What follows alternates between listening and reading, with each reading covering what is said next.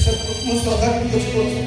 ଗଭୀର ଆଘାତ ଲାଗିଥିବାରୁ ଗର୍ଭାଶୟ ନଷ୍ଟ ହୋଇଯାଇଛି। ହେ ଭଗବାନ, খুব শীঘ্র অপারেশন নহলে শ্রদ্ধা জীবন প্রতি বিপদ আছে। ନାଇଁ ସାର୍, ଆପଣ କିଛି ବି କରେন, ମୋ ଶ୍ରଦ୍ଧାକୁ ବଞ୍ଚେଇ ଦିଅନ୍ତୁ ସାର୍। ମୁଁ ଆପଣଙ୍କ ଆଗରେ ହାତ ଯୋଡୁଛି ସାର୍। Please sir. ଏସବୁ ସୁରଜ ଠାକୁରଙ୍କୁ ସବୁ ଠିକ ହେଇଯିବ। ଦେଖ, ଏ ଅପରେସନ ମୁଁ ନିଜେ କରିବି, ସେଠି କିନ୍ତୁ ଟଙ୍କାଟେ ବି ଖର୍ଚ୍ଚ କରିବାକୁ ପଡ଼ିବନି।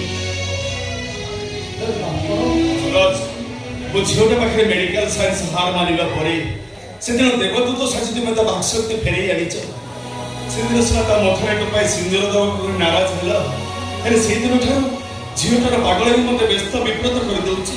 ସାର୍, ଆପଣ ସେଦିନ ଆପଣଙ୍କ ଝିଅଙ୍କର ଜୀବନ ବଞ୍ଚେଇବା ପାଇଁ ମୋ ଆଗରେ କେତେ କାକୁତି ମନତି ହଉଥିଲେ, ସୁରଜ, ହେଲେ ମୁଁ ଆପଣଙ୍କ କଥାକୁ ଏଡ଼େଇ ଦେଇ ଚାଲି ଆସିଲି। ସେଥିପାଇଁ ଆପଣ ମୋତେ ଭୁଲ ବୁଝିବେନି ସାର୍। ଭୁଲ ବୁଝୁନି ସୁରଜ, ଭୁଲ ବୁଝୁନି। ମୁଁ ନିଜେ ବି ବୁଝିପାରୁନି।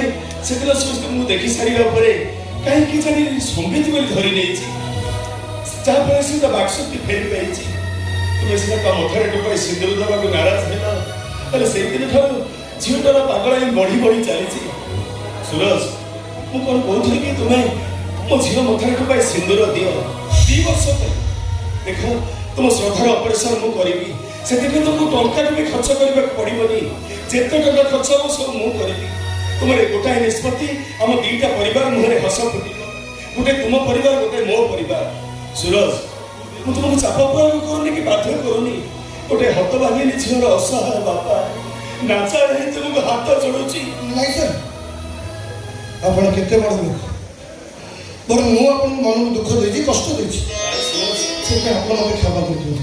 ସୁରଜ, ମୁଁ ଆପଣଙ୍କ କଥା ଦେଉଛି ସାର୍, ମୁଁ ଆପଣଙ୍କର ସବୁ କଥାରେ ରାଜି। ସୁରଜ, ମୁଁ ଆପଣଙ୍କ କଥା ଦେଉଛି ସାର୍, 2 ବର୍ଷ ପାଇଁ ମୁଁ ଆପଣଙ୍କ ଝିଅଙ୍କ ପାଇଁ ମିଛ ସୁନ୍ଦର ସତ କହୁଛ।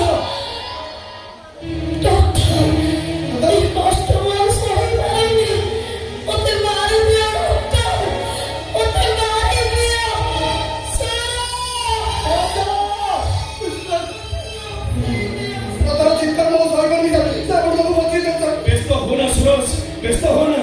ତୁମର ଗୋଟିଏ କଥା ମୋତେ ବଞ୍ଚିବାକୁ ନୂଆ ଭରସା ଦେଇଛି। ତୁମେ ମୋ ପାଇଁ ମଣିଷ ନୁହେଁ ସୁରଜ, ତୁମ ପାଇଁ ଭଗବାନ। ଆସ, ଏବେ ମୁଁ ତୁମ ଶ୍ରଦ୍ଧାର ଅପରେସନ କରିବି। ଆସ ମୋ ସାଙ୍ଗରେ। କିଛି ଶୁଣିବିନି, କାହା କଥା ମୁଁ କିଛି ଶୁଣିବିନି।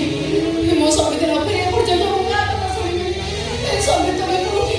ତମେ କ'ଣ ଜାଣିନ ତମ ବିନା ସତୀ ଗୋଟାଏ ମୁହୂର୍ତ୍ତ ଶାନ୍ତି ରହିପାରିବନି? ଛାଡ଼ିଦେଇ ତାର କୁଆଡ଼େ ଗଲ? କ'ଣ ହେଇଛି ନା? କାହିଁକି କାନ୍ଦୁଛୁ? ଦେଖିଲୁ ମୁଁ କାହାକୁ ସାଙ୍ଗରେ ନେଇ ଆସିଛି। ତୋ ସମ୍ବିତ ତୋ ପାଖକୁ ଫେରି ଆସିଛନ୍ତି।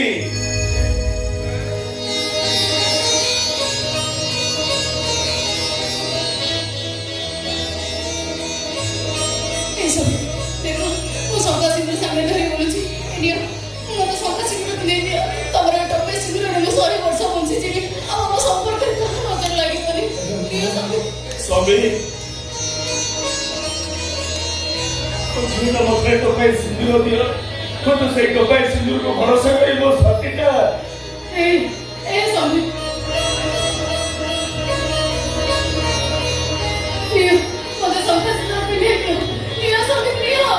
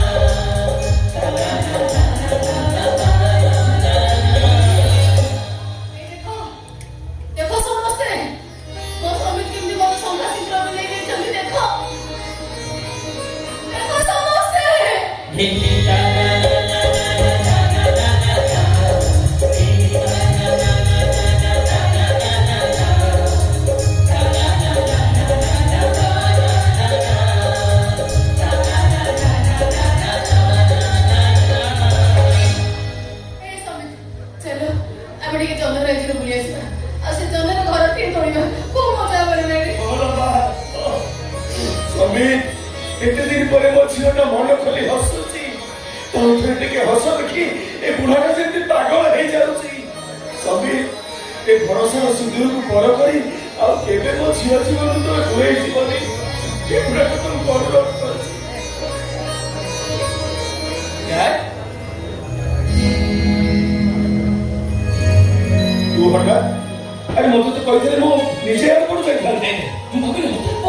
ଆପଣ ଗୋଟେ ସରପ୍ରାଇଜ ଦେଇଦେବେ ଏ ଭଦ୍ରଲୋକ ଜଣ କିଏ?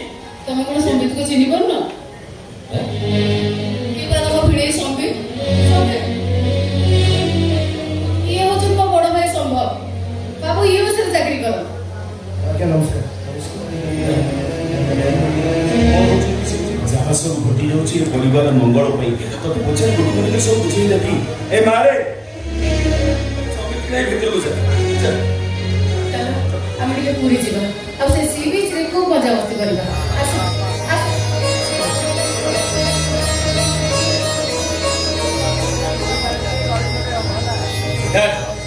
ଗୋଟେ ବଡ଼ ପୁରୁଷ ସମିଶନ ଏ ପୁରୁଷ କି ଘଟଣା ଘଟି ଯାଉଛି ମୁଁ କିଛି ବୁଝିପାରୁନି।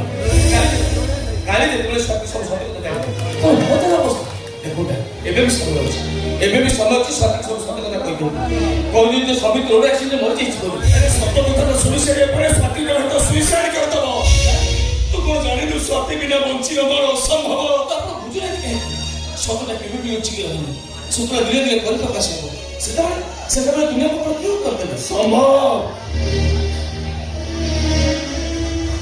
ଗୋଟେ ବାପ ଛାତି ତଳର ଦୁଃଖ ଗୋଟେ ବାପ ଛାତି ତଳର କଷ୍ଟ ଯନ୍ତ୍ରଣା